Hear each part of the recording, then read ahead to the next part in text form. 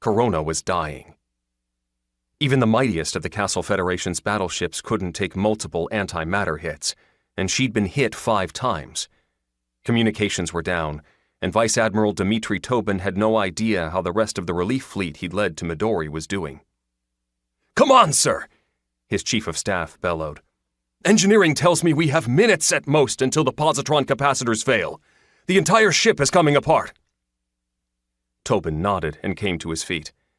The immense, dark-haired Castle Federation admiral met his chief of staff's gaze and nodded calmly. "Any word?" "No comms, no reports," the fleet commander told him. "We've got nothing. All I can tell you is that nobody is shooting at us anymore."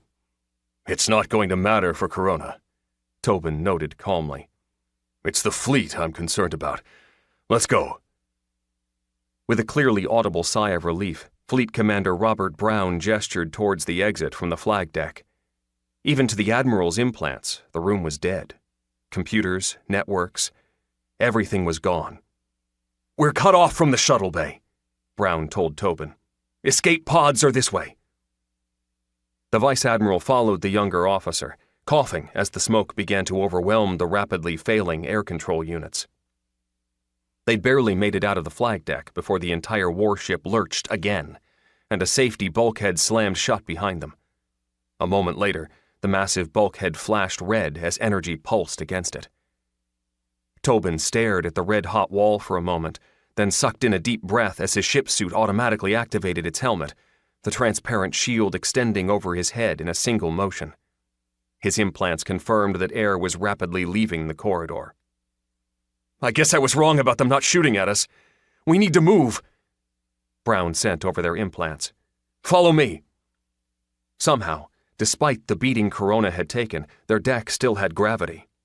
It seemed everyone except for unusually stubborn old admirals had evacuated already, as the corridors were empty as they made their way to the escape pods. The next explosion was clearly internal, a set of power conduits that overloaded as the ship's network fragmented and hit as they reached the pods. Brown was thrown backwards as debris hammered across the deck, and gravity finally failed. Tobin managed to catch his chief of staff and barely to brace himself against the explosion itself. Brown met his eyes, half of the officer missing and blood pouring from his torso in impossible quantities. "It's all your fault," his loyal aide told him bluntly.